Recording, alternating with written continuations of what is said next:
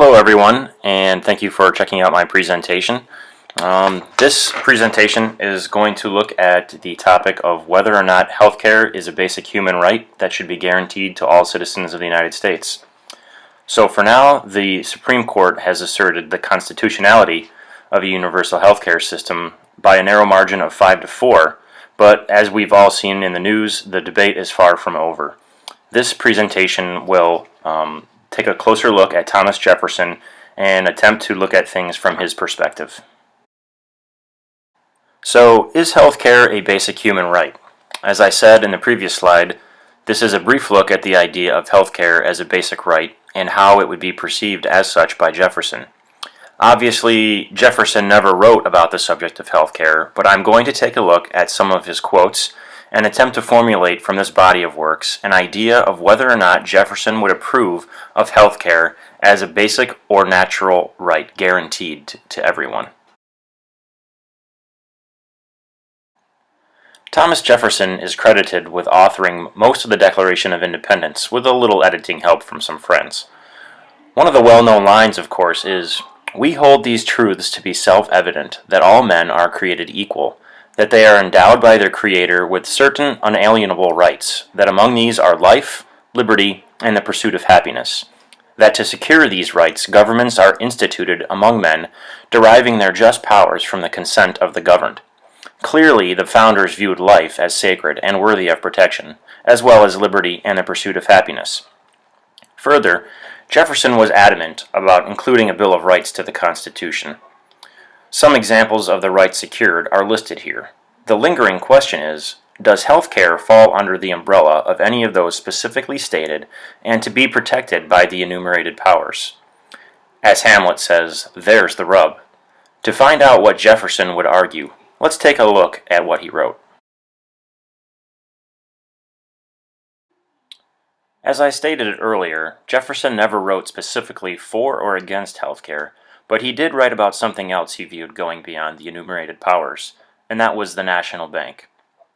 In his opinion on the constitutionality of the bank, Jefferson wrote, "I consider the foundation of the Constitution as laid on this ground, that all powers not delegated to the United States by the Constitution, nor prohibited by it to the States, are reserved to the States, or to the people.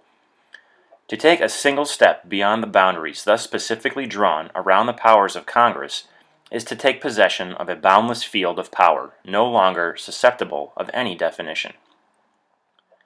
Jefferson here is expressing his fear that an energetic body of legislators who seek to get creative with the wording of the Constitution would easily be able to breach the dam that was put into the verbiage of the document to curtail such a thing. By going beyond the bounds specifically enumerated in the Constitution, Jefferson can foresee the words becoming meaningless. To apply this to the debate of healthcare as a basic right, this would have been seen by Jefferson as going beyond the boundaries of the Constitution. As you probably already know, or may be starting to see, Jefferson was a pretty strict constitutionalist. Sure, there was that whole Louisiana Purchase thing, but we won't get into that right now. Jefferson would often reference the document in his writings, arguing for or against an issue being debated, and we can see that in the following quote. Jefferson, again writing in opinion of the constitutionality of the bank, says, "Certainly no such universal power was meant to be given them. It was intended to lace them up straightly within the enumerated powers." Jefferson is obviously not arguing against healthcare, but there are some loose similarities between the issues. Jefferson saw the national bank as something going beyond what the framers envisioned. To grant healthcare as a basic right, likewise, would require the protection of it from the government, which would invariably lead to a federally run healthcare system. My hunch, based on the writings included here, is that Jefferson would not be supportive of a federally run and managed healthcare system. But let's look at one more quote.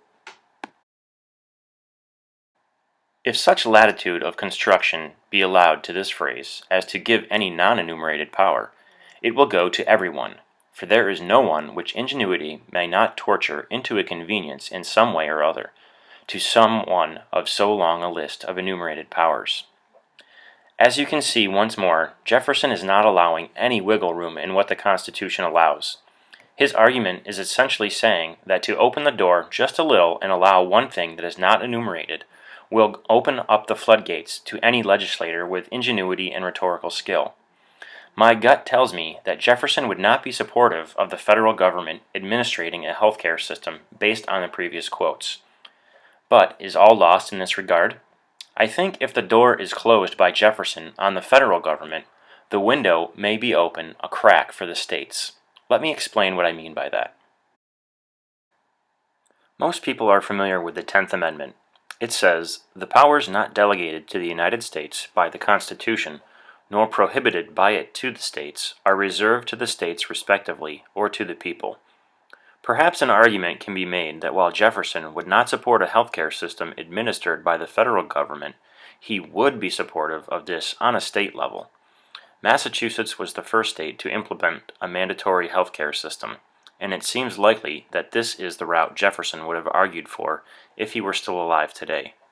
Not only would this cohere with his idea of constitutional interpretation, but he would probably see it as a more manageable and accessible way of administering healthcare. To wrap things up, Jefferson argued most of the time for a strict interpretation of the Constitution. I doubt very much he would have advocated for healthcare as a natural right. In turn, then, it would follow he would not support efforts at the federal level to administer for its care. That said, there is a possibility, given his insistence on a Bill of Rights, which includes the 10th Amendment, that he would support states' efforts to administer a state healthcare system if they so choose. I think this is as far as we could take Jefferson's thoughts on the matter. I hope you've enjoyed this presentation, and let me also say it's been a pleasure interacting with everyone in class. I wish everyone the best in finishing up this class and your degrees. I'd also like to thank Dr. D for a great class. So long, everyone.